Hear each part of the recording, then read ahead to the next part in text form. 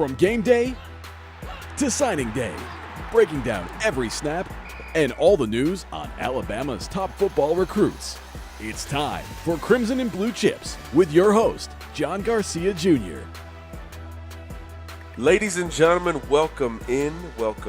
We've got a Thursday edition of Crimson and Blue Chips for you. We are the audio authority on all things Alabama football, as well as recruiting.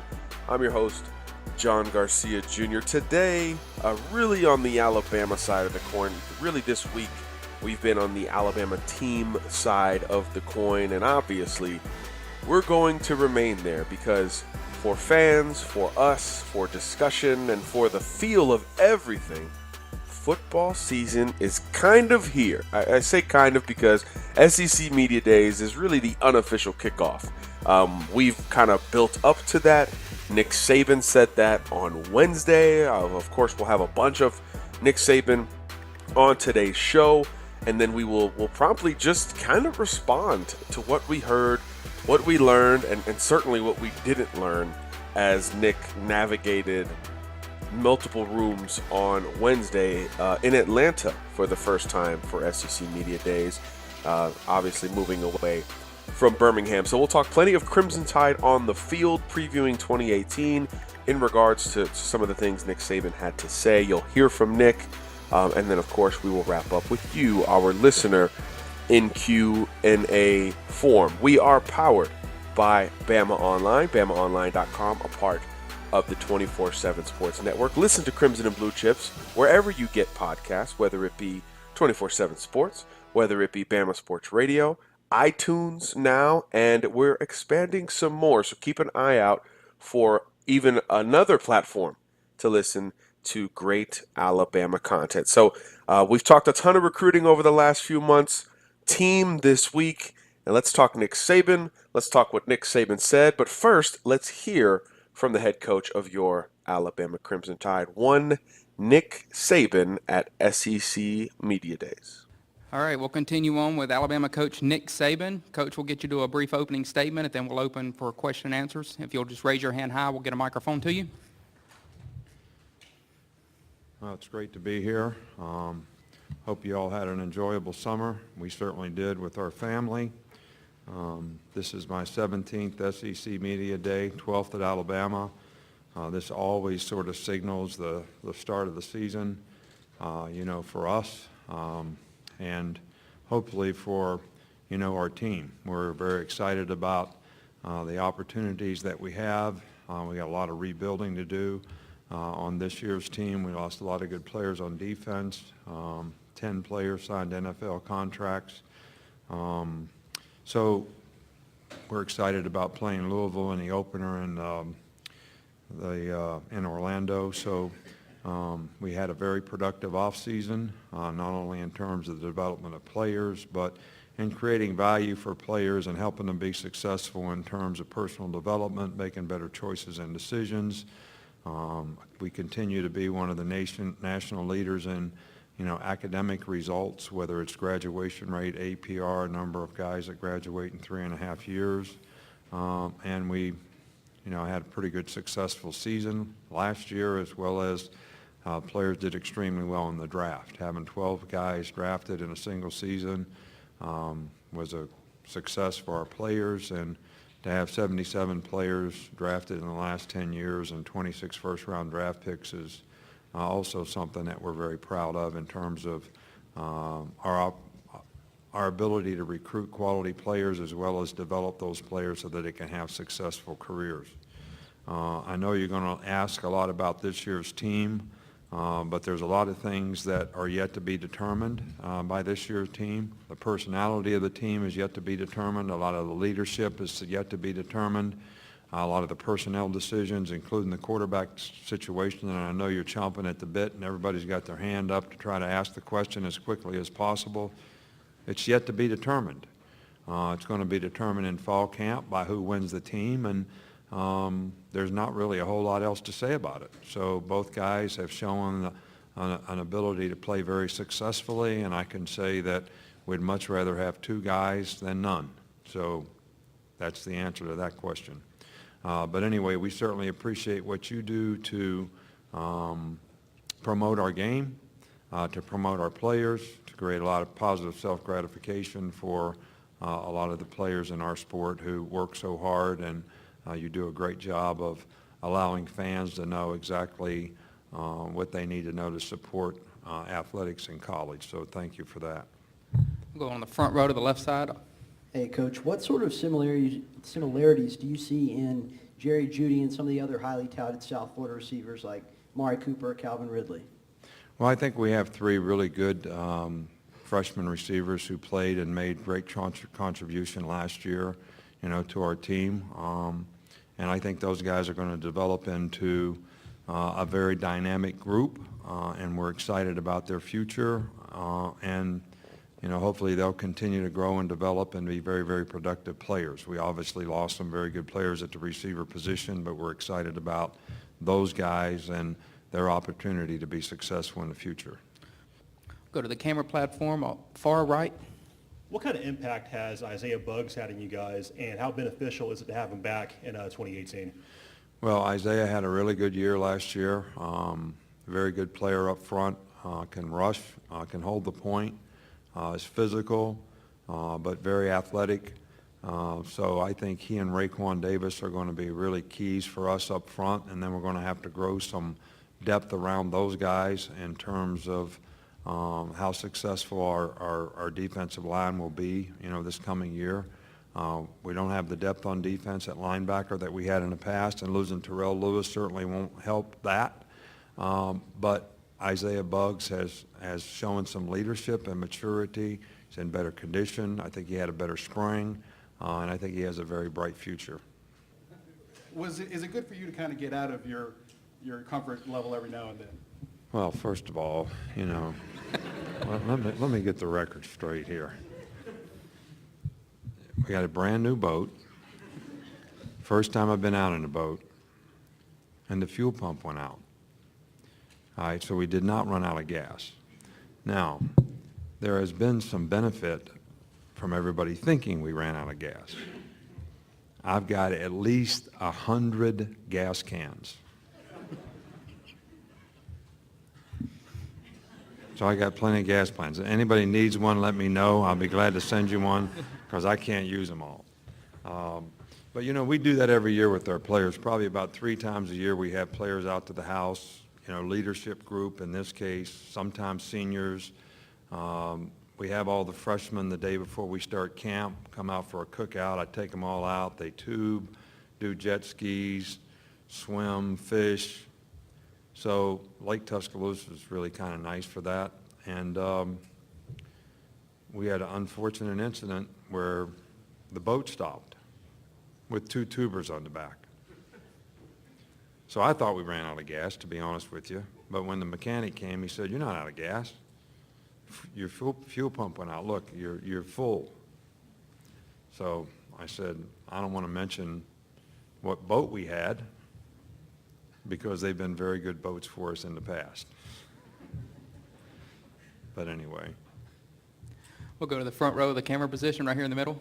Coach, a question about 2 different players. First, Henry Ruggs, you touched on the younger wide receivers, but specifically how pleased were you with his productivity last year? And also on the defensive side of the ball, Mack Wilson, how have you seen him mature, and what do you expect his role to be on defense next season? Well, first of all, Mack is going to be a signal caller. He got a lot of experience last year as a starter. Went through a difficult time with his foot. He had a Jones fracture in his foot. But we need Mack to really be the guy on defense this year for us when it comes to leadership and how he affects other people. He's going to be the signal caller. He's very athletic, very good player. We don't have any questions about his ability to do what he needs to do at his position to be successful, but how he affects other people is going to be critical, I think, as well. Henry Ruggs had a fantastic year. We thought he was the most dynamic player in Alabama the year that we recruited him, and he certainly didn't disappoint in terms of a lot of the big plays that he made, and we're hopeful that he'll continue to develop and even be more productive in the future. So there's the latest from Nick Saban. Now, that was in a different room than maybe what you've heard, which is why we wanted to bring it to you. We want to thank 97.7 The Zone up in Huntsville for helping us out with some of the audio. Drew DeArmond, if you're looking for a morning show talking Tide, he does a good job as anybody in the great state of Alabama. So shout out to them. But we wanted to bring that sound. I was going to say that noise. Some of it was noise. Some of it was nothing. But we wanted to bring that to you from the electronic room. What you might have watched on, SEC Network or Watch ESPN, what have you, was probably from the main room. That's the huge room with 2,000 media. Everybody's kind of competing to even ask a question.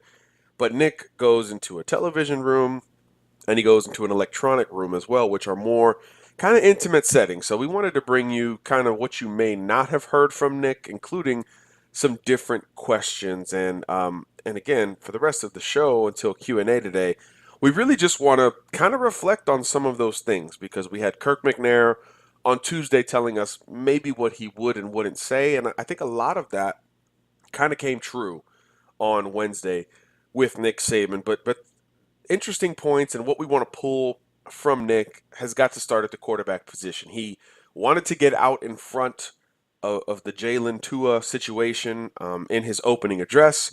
Zero surprise there. He did field a couple of questions thereafter, but he kind of wanted to say, look, still to be determined, right? That was kind of his phrase that he wanted to kind of hang on with Jalen and Tua. He kind of said what we already knew, right? Jalen's been great for us. Tua was great.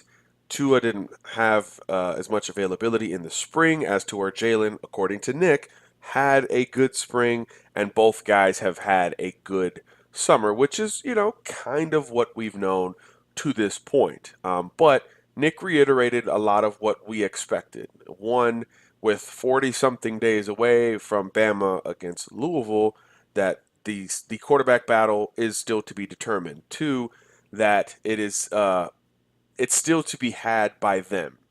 Nick has never really laid out his criteria for what he wants in a quarterback, specifically with these guys. I don't even think he's really wanted to compare and contrast the two, even though they're so compare and contrastable.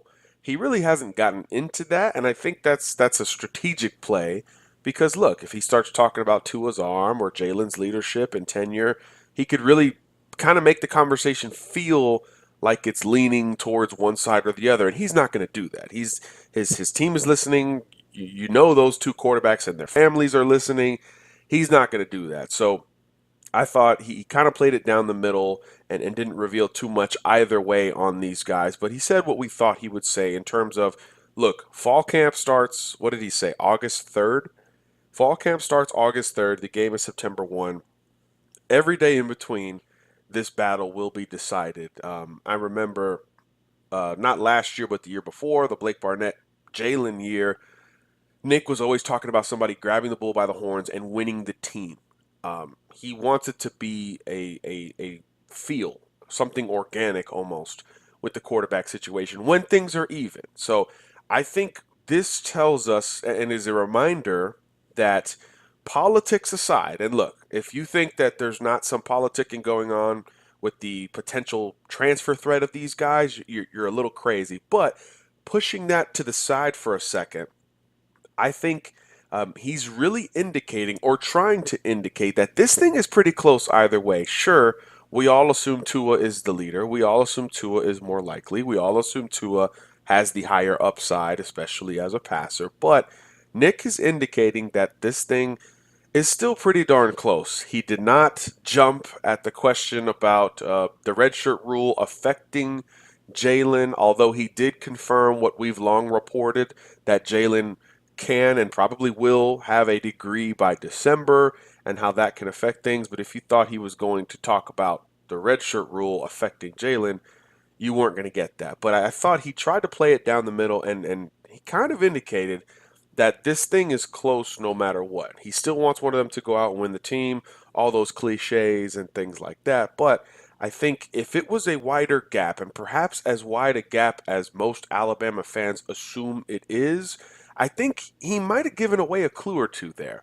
But him not getting into the comparison and him really not getting into any conversation about them being different aside of Jalen graduating in December because he's older and advanced and all that, I thought was fairly interesting. The other interesting point with Nick talking about his two quarterbacks was the word love. He said he loved both guys. And I don't have a Nick Saban archive, but just being around the program for the last, I don't know, 6 years or so, maybe more, I just don't remember him saying that a lot about anybody.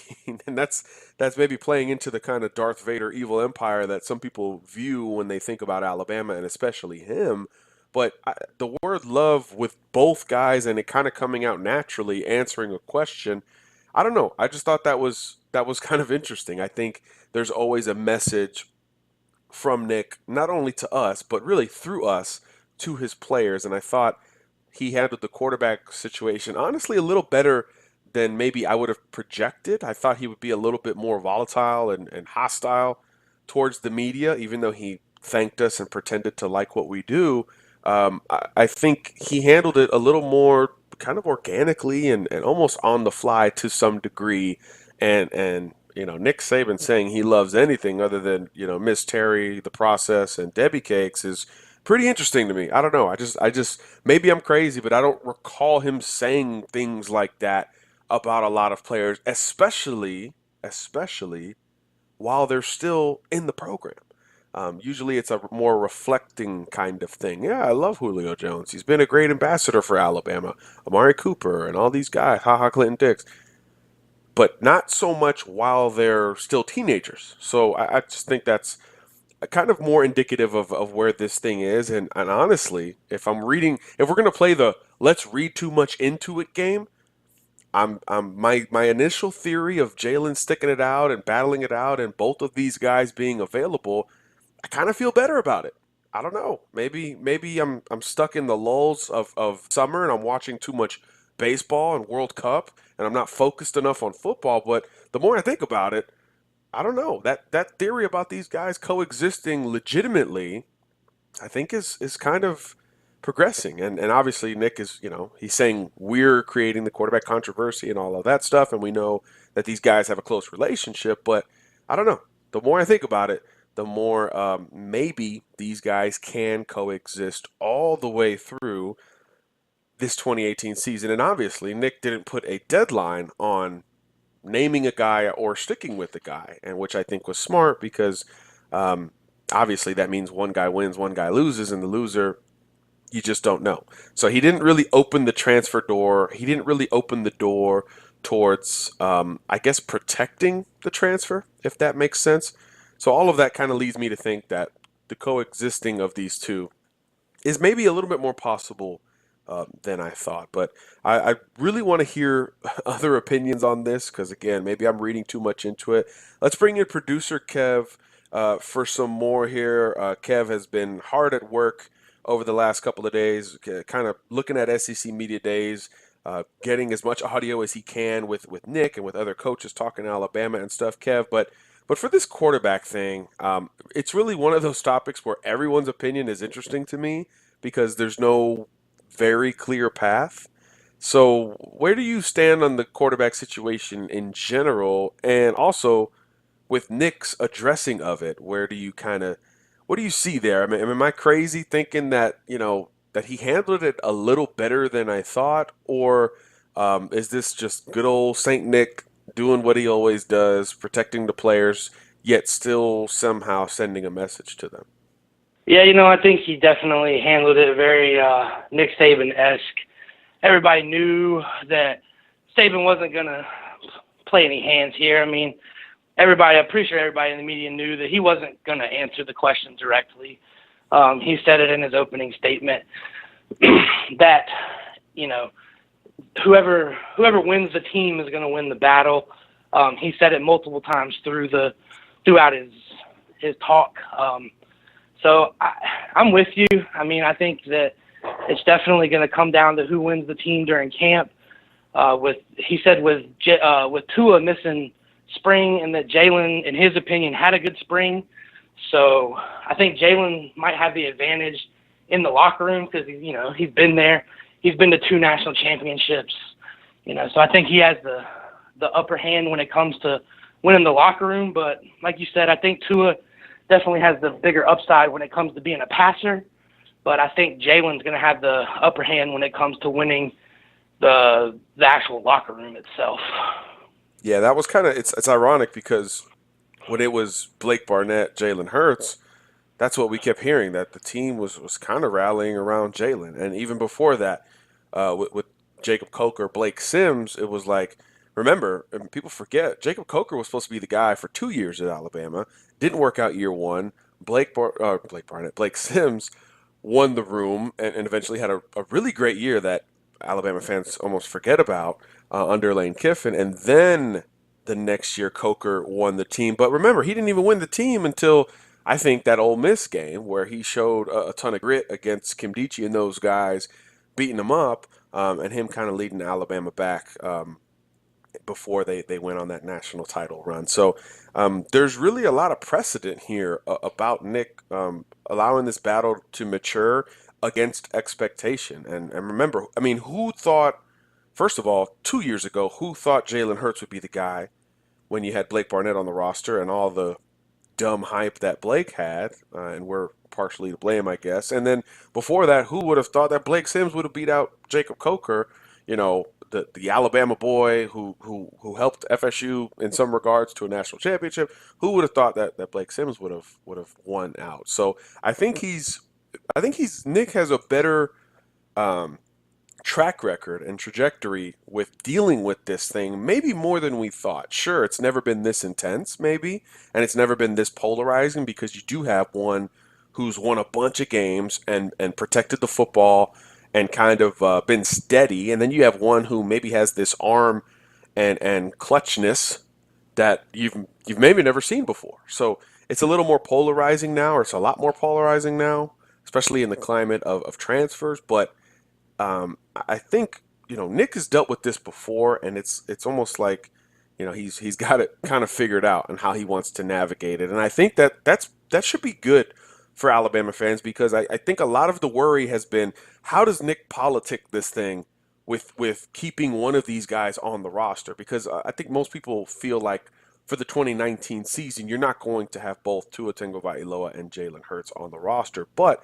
the goal short term is certainly, how long can you keep both guys on the roster for 2018 so that if something happens to whoever wins out this battle, you've got, the best backup quarterback in college football, which I think we could safely say exists no matter how this battle truly goes. So I don't know. I think it's almost like, hey, Bama fans, trust Nick Saban, maybe, but I also don't want to toot the horn just to toot it. So it's interesting, but the more I think about it, the more I think he's kind of heading in the right direction with it. He's giving us a little more than I thought he would, although still not a ton. And also his track record here is a little more vast with quarterbacks than maybe we expect from a defensive guy, an NFL guy like Nick Saban, who we all thought always just wanted to protect the football, run the football, and defend the run. Maybe there's a little bit more to this guy. But, you listen to, bringing producer Kev back here, you listen to a bunch of audio from this week down in Atlanta, and today is the last day, I believe. I think Auburn's going probably as we record this, and a couple other schools are going today that we won't talk about. But the word love, am I just reading into that as a romantic kind of like, man, Nick's bringing this up? I don't hear this much. Did he say he loved anybody else at SEC Media Days? And that's obviously excluding Miss Terry. Well, yeah, he actually, his opening, the first question that was asked to him was about Miss Terry, talking about, Spurrier's the only coach that's coached into his 70s. How does Miss Terry feel about him coaching as he gets older? And, he pretty much said, we love Miss Terry, but she wants me out of the house doing stuff. So I thought that was pretty interesting. So, that could be a definite thing that a lot of coaches in the country don't want to hear, that Miss Terry's all for him coaching.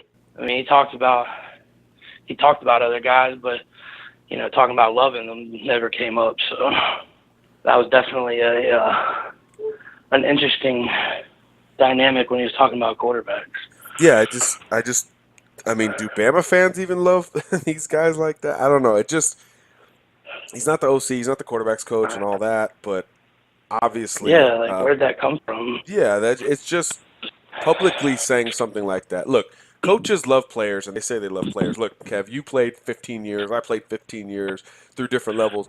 I mean, in 30 years, we've probably been told that a coach loves us once or twice, but publicly, in the midst Publicly, I've never been. Yeah, in the midst of that's something not like something that a this, coach will. yeah, and look, Yeah, everybody looks at Nick as kind of a hard ass, right? So it's just again with this quarterback thing, it seems like he's just kind of going in a certain direction, maybe a little more aggressively, I guess, than we thought. So Nick, of course, talked about some other players as well. Not necessarily that he loves them, but we won't assume that he doesn't. I thought there was a couple of interesting ones that he brought up, and the assistant coaches as well. I thought that was maybe the best question he got the entire gauntlet, if you will, with SEC Media Days was about the coaches and how he goes about things. Look, Nick, Nick was very, I guess, predictable in that he was going to talk about what had happened with this turnover. One, it's a good recruiting tool. It's kind of reaffirmation of, hey, we've had a lot of good coaches come through this system, and a lot of them have gone on to become head coaches. Look at me. It's kind of something you have to do. Maybe a little posturing at SEC Media Days, and Nick was ready with the facts. That's and the numbers with players and coaches in terms of draft picks, in terms of how many have gone on to be head coaches, things like that. But naturally, if you're going to talk about that, you got to get asked about this new group and kind of what he thought about the new group. And I think that was another very key point. Six new coaches, obviously, new coordinators on offense, defense, and special teams. So I thought he did a good job navigating that. But in particular, what he looks for with these guys, because look, guys, you remember CABC in November, December, January, even February when we talked about these new coaches and the common ground that they shared, besides youth, was really it was almost a different approach, right? And it wasn't all reactionary to not having the number one class last year. We all know exactly what went into that with the numbers and the turnover, whatever. But it was almost like this was the kind of guy we were looking for. It was like we'll take risks on the field to benefit in recruiting, but the deeper you look into it, I don't even know how big of a risk some of these guys are. So on the surface, you're like, okay, Tosh Lupoy, hell of a recruiter for all we know, really good linebackers coach, edge coach, but never called plays before. Well, Nick Saban brings in Pete Golding, who has defensive coordinator experience. Oh, and by the way, the defense is always kind of Nick Saban's defense. So there's almost like a control there. Okay. On the other side of the ball, Josh Gaddis, co-offensive coordinator, rock star recruiter, up and comer in the Southeast and the Northeast with his style and the most social media driven guy, which is still new to us in this market. What's the balance there? Okay. Mike Loxley as co-offensive coordinator, a ton of OC experience, been in Nick Saban's system for quite some time now. So it's like all these guys who we thought were kind of risky to some degree on the field, there's almost a control there from Nick with the co-offensive coordinator thing, the co-defensive coordinator thing, and there's even a quarterback's coach for the first time independent of the coordinators. So it's almost like Nick was really excited to talk about his staff because he got to piece something together that he's never had. He's never had multiple co-coordinators on the same staff. He's never had a quarterback coach in Dan Enos independent of the offensive coordinator. So it's almost like he got to show it off a little bit in addition to all the things that you kind of have to show off if you're Alabama.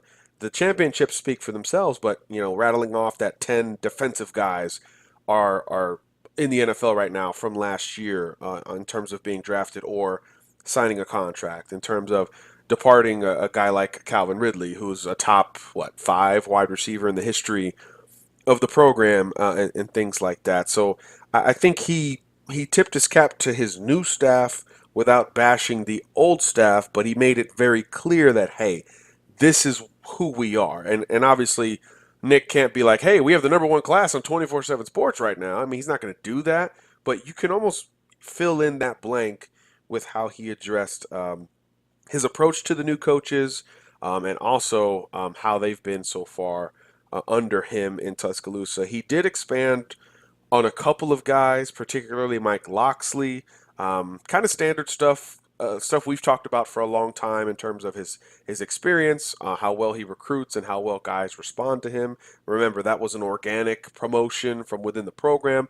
But I thought what was interesting was his response to Josh Gaddis. He got a Josh Gaddis question about just kind of his rise, his reputation, and things like that. And I think this is where you go to recruiting, right? Because you see what kids see in Josh Gaddis about how real he is, how down to earth he is, how he relates to players, and things like that. And what's cool about it, I guess, is because we've heard about all these things since he was hired, but now some time has gone by. He has landed some big recruits. He has worked with this wide receiver group aplenty. So now Nick has kind of a truth to bringing him in and what that has been like so far, as opposed to going off of reputation and recommendation, things like that. Actually, Nick talked about that he likes to bring in these guys as analysts, like Butch Jones, for instance. As Damian Harris got the funniest reaction out of any Butch Jones question. But he likes to bring in these guys as analysts because, look, now you could just promote them. It doesn't mean you promote them at that point. Not everybody's Tosh Lupoy going from analysts up the ranks, or Jeremy Pruitt going from analysts up the ranks. But actually, Pruitt's a good example here because you promoted him to a position coach, and then he went elsewhere multiple times, and then came back, and you kind of groomed him for the finishing touches, and you won another ring in between. So I think he did a good job of kind of giving us some insight on hiring coaches organically and also hiring them based off of reputation and recommendation, like a Josh Gaddis, and kind of the differences between the two. We just got some insight there that we're not used to, like Nick going into the spring evaluation period where he is unable to be on the road with these guys compared to years past as the new recruiting calendar continues to throw things off a little bit. So he admitted that he kind of doesn't know these guys as well as he used to early in their tenure because he's just not on the road with them as much as he used to be able to because of NCAA rules. So I thought, again, in these regards, he expanded more than maybe we thought he would in a setting like this. So it's like confirmation for a lot of things that we've talked about and a lot of things that we heard. So good on Nick there, and it helps us out when we're asked so much about these coaches and how well they're doing. I mean, this class, we talked about it last week when we were asked about how it could be the greatest class of all time. And one of the biggest factors there was volume and the blue chip ratio. And right now, Bama has literally the best blue chip ratio in the history of the recruiting outlets. So 20 years, Bama has 19 blue chips, 1 non-blue chip. I mean, that's literally as good a ratio as we've ever seen if it can continue. And by all indication, it has a very good chance of continuing. So I thought Nick did a good job navigating the quarterback situation, kind of pumping up his new guys and his old guys in terms of the staff, which is always kind of a recruiting spiel. I think anytime you rattle off those numbers, it's really you're talking to recruits out there. So it's always good to reemphasize that. And then we got more X's and O's. We got more personnel discussion, and I think one that has kind of, I guess we've balled it up for several months and kind of rolled on it like dough. You got the roller there, and you're crafting something. We've kind of done that with the offensive line talk, and Ross Pierce-Baker was there at SEC Media Day, so naturally Nick was asked about him, and I think he navigated that well and really kind of confirmed a lot of what we thought. We've talked about this offensive line being maybe the most talented on paper, just player to player to player, that Nick has had in Tuscaloosa, which is saying a lot, obviously. But one of the, I guess, asterisks or follow-up questions that come right after that is, how in the world are you going to get these guys on the field? And one of the more logical movements was going to be somebody kicking inside, somebody moving down, from tackle to guard, from guard to center, what have you. So now, as we saw in the spring, we got more confirmation that basically Ross Pierce-Baker is the guy at center for Alabama, which I think is very important because now there's another guard spot open, and we know that's more room to bring in somebody off of the bench, maybe move a tackle to guard, whether it's Alex Leatherwood, whether it's Matt Womack. Heck, it could even be Jonah Williams, I guess, in a certain line of thinking. But kind of good to see Nick expand on Ross's experience and his ability to play center, because as far as we know, he didn't have center experience before the last 6 months or so. So let's bring producer Kev back in. He's got a unique perspective with this because he too was a tackle through high school, guard some and tackle early in college, and then really where he was probably at his best was center. What kind of transition is this? We know Ross is a fifth-year guy, so he's been in the system as long as possible. He knows the Mario Cristobal way as well as anyone, and now he knows the Brent Key way as well as anyone. So given all of the intellectual advantages of being there aside, what about just physically moving to center when you've played other positions your whole life and you're now, 23 years old? What are the challenges there, and how important is that in trying to form this 2018 version of the Alabama offensive line? It was nice to hear Nick expand on that. We weren't sure what was going to happen with it. We had talked multiple times, me and you, about where we thought people were going to be put, because you said you have all this talent. There's more than 5 guys that are able to play on the field. So where were you going to put them all to get them on the field? And it was nice to see him confirm, or hear him confirm, that they had moved him to center, because it opens up one of your guard spots now, and you have more room to put some of those guys on the field. Like, I don't think there's any question that Leatherwood needed to be on the field. Obviously, Jonah needs to be on the field, and you got people like Lester that definitely has earned his spot on the field. So it was nice to hear him confirm that they moved somebody from guard to center. Now, physically, moving positions can be tricky. Guard to center, there's not a whole lot different because you're still in the interior. Obviously, snapping and stepping is going to be something to learn and pick up, but you're an Alabama offensive lineman. I'm pretty sure you can pick that up pretty quick. That was the biggest difference for me. I had played tackle my whole life. Going into college, was asked to move to center. Had no idea what I was getting into at that point. Moving from tackle to center is definitely a more physical game.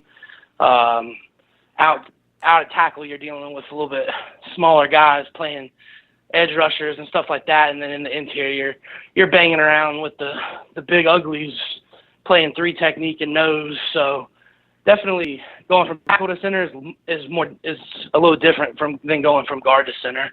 What about in terms of the calls, in terms of things like that? I mean, as I said, Cristobal and now Key have obviously implemented their systems, and this guy has played. He's pretty much played every year. Even when he got redshirted, it was an injury situation. So it's not like he was riding the pine or anything like that. So knowing the system and the calls and all that as a tackle or guard, where Pierce-Baker was able to spend most of his time thus far in Tuscaloosa, is that an easy transition to center, or is it a different set of calls because you're now making them? Because, we can relate this to defense as well, because we'll talk about Mac Wilson and Dylan Moses in a second. But in terms of the calls and knowledge of what Bama wants to do up front, is that an easy transition, or is it a completely different deal because he's making the calls and he's setting the line? Yeah, it's definitely going to be a combination of the two. Yeah, you're gonna have to learn a new set of calls at center, but a lot of your calls at center are going to be the same calls you made at guard, because a lot of times centers and guards are blocking together. They're running schemes together. in different blocking schemes, double teams and stuff like that. So the calls a lot of those are like double teams and stuff are going to be the same that he would have made at guard. But knowing that, having the knowledge of all the different positions and their calls is going to help you as center, because you're going to be setting the line. You're going to be identifying the mic in run situations. So I mean, knowing those other positions definitely helps you as a center. Yeah. So Ross Pierschbaker, maybe not the most sexy name in terms of NFL projections or being a 5-star coming out of high school or anything like that, but clearly, as evidenced by him even going to SEC Media Days and now, for sure being the guy as far as we know at center after a pretty successful spring there, by all indication, maybe a little more important than some of us thought. Just despite that maybe difference in talent compared to Jonah Williams, Alex Leatherwood, stuff like that. So just interesting as we try to learn more about this 2018 Alabama roster. And look, there's going to be some turnover, right? There's going to be some differences with the guys Bama lost. Obviously at center, Bradley Bozeman. Obviously, Ross Pierschbaker slides in. And then on defense, as we just kind of hinted at, Mack Wilson. I guess whether this was the long-term plan or this was Nick Saban's way of waking Mack up some, he basically confirmed, just like he did that Ross Pierschbaker's the center, he's telling us that Mack Wilson will be the play caller. So this will be something new for Mack. In addition to becoming an upperclassman, now the responsibility mentally truly expands, which is something that we've been curious about. I thought there was a chance Dylan Moses actually could be the signal caller, and obviously he'll learn some of that along the way. But Nick made it clear Wednesday, and one of the more interesting points that he wanted to make, that Mack Wilson will be his play caller, will be his guy, right? There's always been a guy in the middle of that Alabama defense to spearhead the calls and be kind of the assigned leader, whether by verbally or by example, whether it was C.J. Mosley, Reggie Ragland, Reuben Foster, Sean Dion Hamilton. Now the torch is going to go from one Montgomery guy to the other, to Mack Wilson. Bringing Kev back in, I remember, we were talking about Mack Wilson as a high school recruit, back in the day. This is interesting because Mack has, how do I say this? There's like an illusion with Mack Wilson, right? There's this thought that he is this NFL ready, sign him up for 3 and done linebacker. And I think he has the potential to prove all of that correct this year. But there is a feeling, I think, nationally and especially regionally, that he's already kind of ascended to that point. I'm not there yet with that, but Nick kind of throwing this on him, whether he had done it privately before or this was the true first time it happened. I think, this tells us that they're further along in that than I thought. So I wonder, was this something that Mack has expected? I know he would tell you he's ready for it. He was born ready for something like this. I get that, but is this something that he had long known? Or I wonder, and I guess cynically, I wonder, maybe Mack never was never told this, and then he's just following SEC Media Days, and Nick Saban's like, yeah, Mack Wilson's going to be the guy. So it's like, happy birthday, good luck. Be ready to roll August 3rd. We've talked about Mack a lot over the years, even coming out of high school. I think that this was definitely one of those. It could go either way, but I definitely think it was one of Nick Saban's indirect call-outs of a guy. Saban's notorious for using the media for getting his point across to players, and I think this is one of those times where, this is what he wants out of Mack Wilson, whether Mack Wilson knew it or not. This is what Saban's going to expect out of Mack. We've all seen the social media stuff with Mack and all of that, and Mack has gone silent on social media for the most part. So I think in that regards, I think he's shown some maturity and seeing that that social media could have been hindering him in his, and what he could have been. But I think this is definitely Saban saying, hey, we want you to be the guy. So it's time to nut up, Buttercup. Yeah, I kind of wish I had a kind of like a bird's eye view of Mac during that, because you just don't know. And I guess we'll talk to our guys at Bama Online, Kirk McNair, Travis Reier, everybody, and kind of say, hey, they'll follow up with it, I'm sure.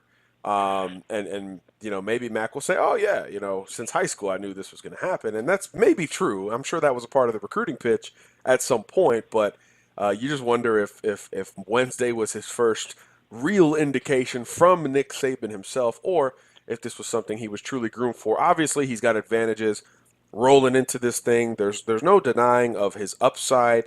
Everyone has seen him flash, right? And I think that has kind of aided him with perception, right? Because like I said, everyone almost feels like he's already there, but I think a lot of that is because you don't have to be a diehard Alabama fan to watch SportsCenter and seen a Mack Wilson interception, or maybe a big hit that led to an interception, something like that, because he has flashed so much in these last few years, certainly, or even on special teams, like we've seen with some of the great linebackers of years past. So I wonder just the dynamic there compared to other guys, because Sean Dion Hamilton, Reggie Ragland, C.J. Mosley, Reuben Foster, these guys all had kind of a natural upward progression of playing time, and then they kind of were passed the torch from a guy who was already, I guess, a legend. I don't know if I'm putting too much there. Yeah. But the interesting thing with Mac is that it's his buddy, Sean Dion Hamilton. Although Sean was hurt for a chunk over these last 2 years, they're as close as can be. They were teammates in high school for a little bit, have known each other, it seems like, their whole lives. So maybe could you picture like it's like an infomercial or a commercial or like a movie preview where Mac Wilson's just like scrolling Twitter. He's just he's tired. He had a workout or something like that. He's scrolling and somebody's tweeting sees the Sabans calling him the play caller, and that he's going to be his guy on defense. Like, yeah, did you see his eyes? I'd like to see. You see his eyes like get wide, and then like the music starts, dramatic music. He's like working out and stuff, and he's building up to this, and then he makes the call to Sean. And he's like, "Hey, I know you're trying to make some NFL team, and forgive me for not knowing which team Sean is on. Hey, help me." Help me, please. Something is he on the Titans? Yeah. So, hey, I know you're busy trying to make a living, but that whole big bro, little bro thing, I really need that for the next few weeks leading up to August 3rd, because wow, I'm scrolling Twitter. Like one of those and Nick dramatic commercials. Yeah, it's like in a world where you thought everything was going the right way, and now you get the pressure. It's like the Spider-Man plot in NFL or college football form. But anyway, I want to know, when the 2018 season's over and we're looking back at it and all that, I just want to know where this is in relation to whatever success the defense has, because everybody's worried about the secondary in terms of inexperience and all of that, but inside linebacker is more interesting almost by the day. Really, linebacker in general. Over the last week, we've learned a lot about the linebacker position. We've learned that Terrell Lewis is out with an injury. We've learned that Vandarius Cowan is booted off the team. And Wednesday, another thing we learned is that Keith Holcomb, who is the veteran guy who'd been there longer than anyone else, probably not going to be on the roster. Now, Nick Saban said, hey, I'd love for Keith to be here, but he made it clear that Keith has kind of picked baseball over football, and that in some way, shape, or form, Alabama has aided him in that decision. But Nick certainly left the door open for him to return. But now it's like no more Keith Holcomb, no more Vandarius Cowan, Terrell Lewis injured, and then Sean Dion Hamilton departs, all these other guys depart the team. So it's like, hey, Mac Wilson, you're like the last guy left in some regards. So now here we're pushing all the chips your way. So it's just interesting that we've learned all of that in such a short amount of time. So while a lot of people are worried about defensive back, we're learning a lot about linebacker now, and it's very clear that Mack Wilson and Dylan Moses are going to have a lot on their shoulders. So it's one thing to flash, and it's one thing to play a lot, with which both of these guys have, but now we're going to get a real chance to see how good these guys are and how well they can handle, I guess, as much pressure as they've ever handled in their young lives. So I thought it's been a heck of a week for a guy like Mack Wilson, and you'd love to see how he responds to it. Blue chip recruit coming out of high school, all the offers in the world, riding with Nick Saban. He got Nick Saban to dab. He's had all these kind of accolades before maybe he's earned them in some regards. So let's see how 2018 goes, and maybe Mac just does what everyone thinks he's going to do, and he's great, and he has 100 tackles, and he's the alpha, and he's a first round pick. But it's you got to go do it. You got to go do it. So this year for him and Dylan Moses it's going to be quite the interesting dynamic on defense, because there's talent and depth almost everywhere else but inside linebacker, and that's taken an even bigger hit this week. So that position will be under the microscope a lot moving forward. So we did learn some things, right? We learned some things about SEC Media Days. We learned about Ross Pierce-Baker and the quarterbacks, and Mack Wilson and the assistant coaches. So maybe not as crappy as we thought. I mean, we learned some things. Most definitely, yeah. I think we learned a lot. Learned a lot more than I expected to learn going into Saban's talk on Media Day, definitely. And he didn't even bash his assistant coaches. I thought he could have taken a shot. I thought he could have taken a little shot. I know. I needed that Lane Kiffin shot somewhere. Like, I needed that Lane Kiffin-esque type shot where, I'm taking a shot at one of my assistants. So, yeah, we didn't get it. So that'll be the guy who brings it out of him when he's back in the SEC. And hey, maybe it's next year. Looking at you, Ed Orgeron. Good luck, my brother. But maybe that's the guy who brings it out of Nick. So SEC Media Days 2019. Let's start the hype train for Nick versus Lane, Bama LSU. Gosh, it could happen, happen, imagine? Right? It's like a movie. That's the movie. Mack Wilson is like that's the movie, the short right there. movie. Like that's Incredibles 2 had the short movie and then the movie. So the Mack Wilson, finding out he's the guy, one way or another, is the short movie. The long movie is building up to the next year with maybe Lane Kiffin in the SEC. I'm just dreaming at this point. But he didn't do the shot at Jimbo Fisher. He praised him. He didn't make the shot at Jeremy Pruitt or Kirby Smart or any one of his other assistants who he is now coaching against every single year, which is, again, that could have been the whole podcast. That could have been the whole darn thing. Jimbo said it wasn't about the money, and he said howdy, and it was just the door was so open for Nick to slam it shut, but he didn't want to do it. Yeah. Very classy. Very classy. Yeah, it is, and there's definitely a very large Nick Saban net in the SEC right now. Pretty crazy. And that's what Jim McElwain when you look at too. Yeah, I mean, you had another one in McElwain before he was departed from Florida. Maybe if we're playing the shade game and searching for it like the big bad media does, was there a little shade towards Steve Spurrier? Because that question about that you said about his age and all of that, Nick kind of said something along the lines of, I want to coach as long as Miss Terry will have me, which apparently is unlimited. He'll be 100 out there barking at people. But scary. But he also kind of said, unless I'm not kind of up to it. Was he indicating that Spurrier the game had passed him by a little bit those last couple of years of South Carolina, or am I the cynical media dude? Could be a little cynical on that one. I mean, obviously it's difficult for any older coach to, kind of, as they call, stay hip, and you got all the younger guys that these recruits kind of gravitate to, that are, they're young, they're running these wide open offenses, and they can relate to the players and stuff. But I mean, it could have been a shot at Spurrier. He's dabbing, he's taking shots, but he's still not on Twitter, so not yet. Not, Yeah. he's hip in Not yet. his own ways. His own ways. And for those wondering, he We need did to talk about the start a- boat, right? He talked about the boat. The boat ran out of fuel. Yeah, he did. Or He was talked it a fuel he pump? talked about the boat. Yeah, he said it wasn't they didn't run out of gas. He said it was the first time they had taken the boat out. They got out on the water and the fuel pump went out.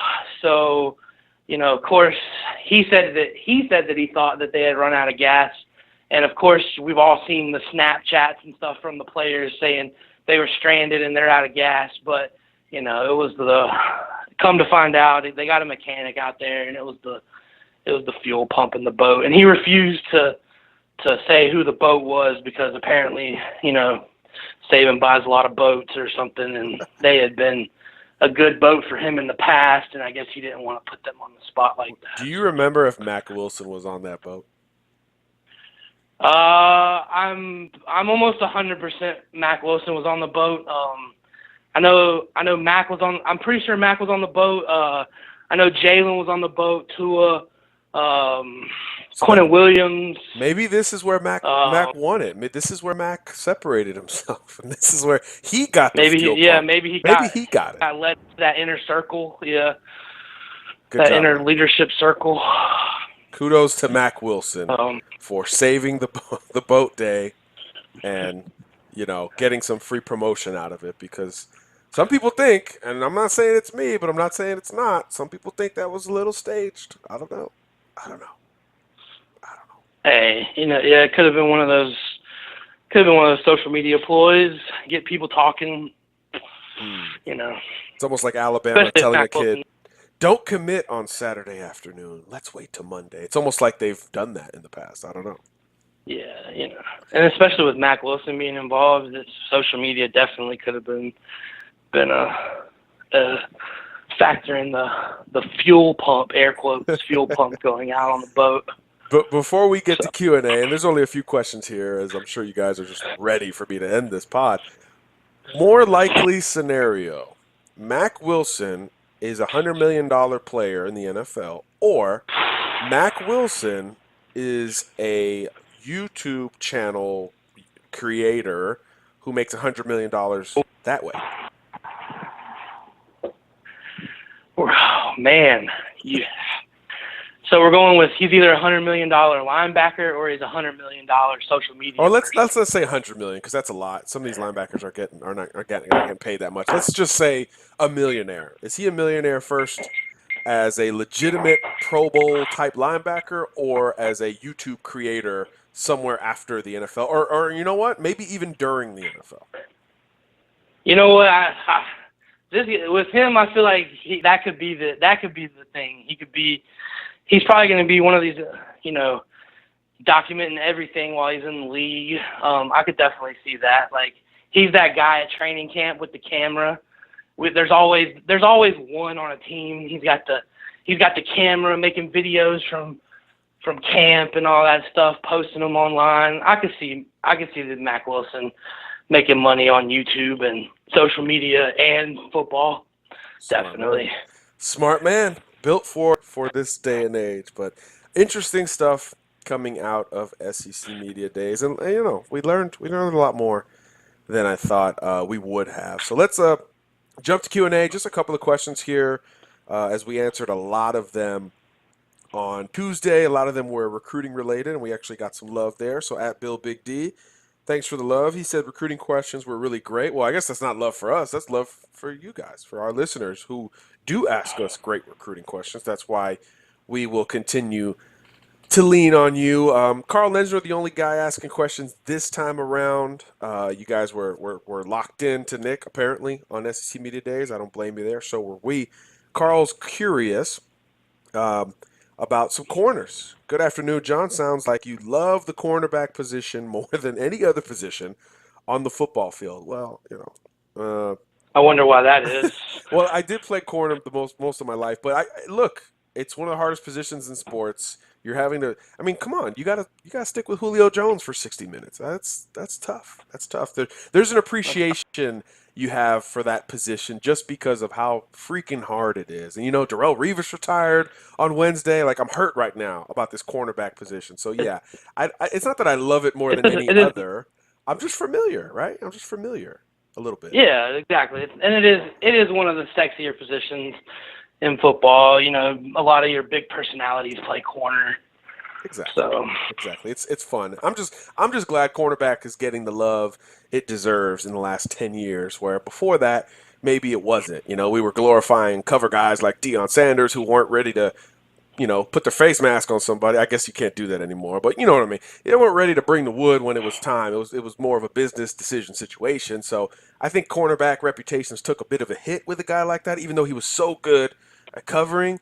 But now, you got the complete yeah, corners, the shutdown corners, and that means guys who support the run as well. Darrell Revis, Richard Sherman, guys like that. So anyway, but yes, Carl, I'm not afraid to talk corners. It's a beautiful thing. Um, but the remainder of your question says Alabama has one cornerback committed. How many do you think they will take? Who is the top cornerback on the board?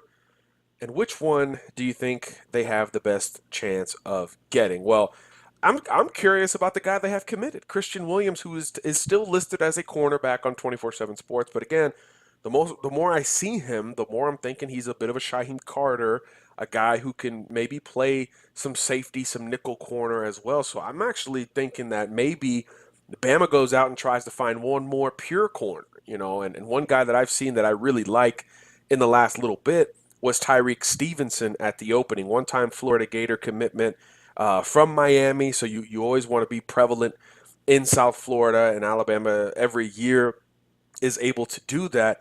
Tyreek Stevenson's a dog. And when we talk about guys who either are or they aren't, you're either an alpha or a beta. It's just fact, right?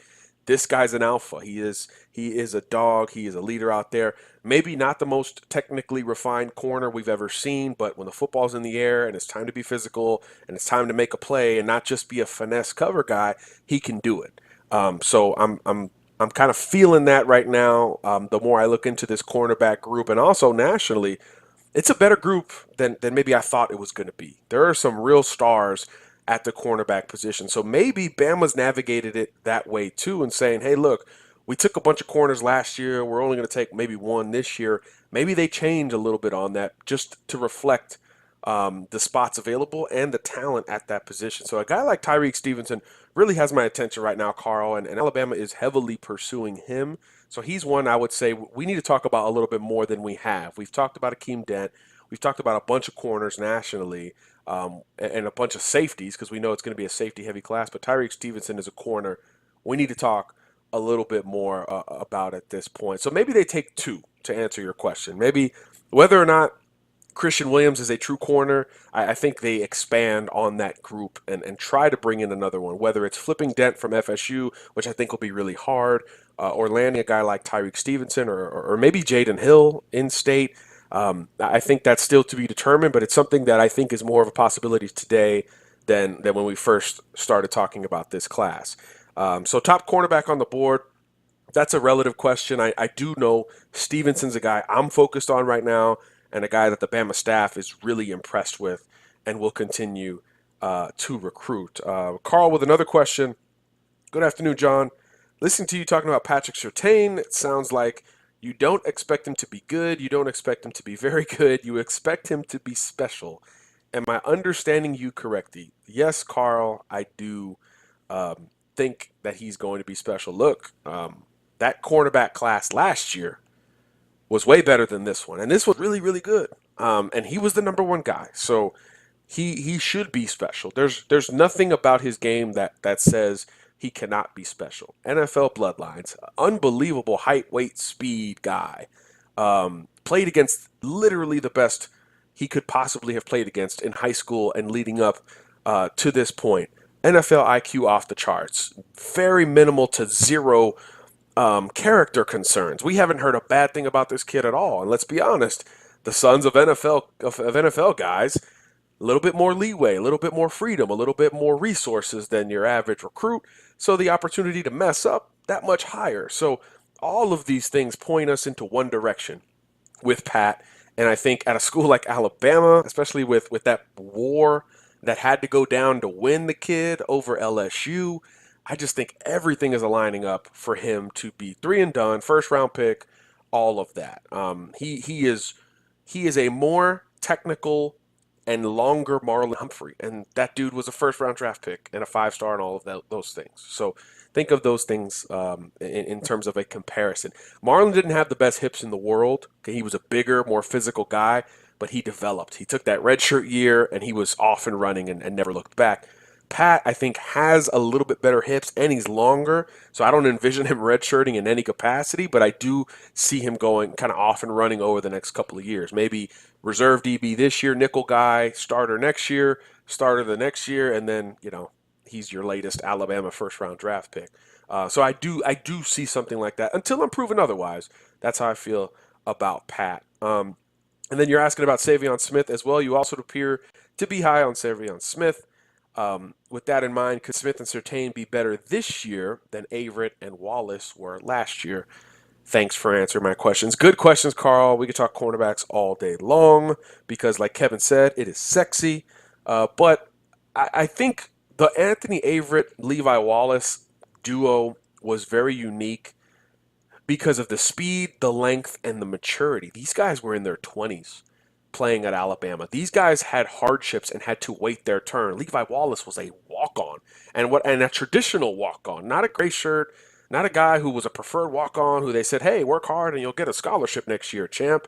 They weren't doing that with Levi. He was a traditional walk-on who had to wait 3-4 years to see the field in any capacity. So you talk about a guy who's put his work in and earned it in this culture of not doing so. That was impressive. This was a mature man by the time he was headed to the NFL. And Anthony Averett, kind of the same thing. Safety, receiver, corner in high school, track star, long, lean, coming out of New Jersey. There was no chance he was going to play early at Alabama, but he didn't transfer. He stuck it out, and he eventually, became a 2-year starter and a darn good corner in his own right. And now he too has a chance in the NFL. But these were men tag team in that group last year. I don't think it's the same with Surtain and Smith. And also, in addition to their youth and relative inexperience, there's no guarantee they're the guys, right? I think Savion Smith has one position on lock, but the other side of the ball, or the other side of the field, I think Trevon Diggs, Jared Maiden, there's a lot of guys who have the experience and age factor ahead of Patrick Surtain. So while I think Pat will play, I don't think it's a guarantee that he'll be the starting corner opposite Savion Smith. Now, by game 8 or 9, when you go to LSU and you're dealing with NFL talent, maybe by then Pat can ascend to that point, like we saw with Trevon Diggs, like we saw with Cyrus Jones, like we saw with Eddie Jackson during their freshman years, where towards the end of the year they were kind of ascended. Maybe that's the case, but it's a little unfair to compare Savion Smith and Surtain to Levi Wallace and Anthony Averett, at least at this point. So we'll see if they truly are a duo moving forward. But individually and talent-wise, they're ahead of those guys. They're not walking on. They're not waiting to play, anything like that, like Wallace and Averett did. But I think it's a great contrast to kind of the path towards being the guy at Alabama and potentially playing in the NFL. And I think what will be cool in 3 or 4 years, all 4 of those guys will be roaming around some NFL backfields or defensive backfields. So I think that's the coolest thing about it. But we could do a whole show on that, Carl. I appreciate you asking. I appreciate everyone else listening. I appreciate producer Kev for jumping on and all the work he's done to kind of keep us on track during SEC Media Days. Thanks to Kirk McNair for leading us into it earlier this week. But that will do it for our SEC Media Days week of Crimson and Blue Chips. Again, thanks for listening. We'll have plenty more balance next week in terms of team and recruiting. Looking forward to shifting gears back to that conversation. Champions Cookout 2.0 on deck for July 28th. We'll have a lot of build up to that as Alabama can continue to strengthen this #1 class. Thanks for listening, everybody. God bless. Garcia out. You've been listening to Crimson and Blue Chips with John Garcia Jr. Please be sure to tune in again on Tuesday. Until then, keep up with all the news on Twitter @CABCPOD.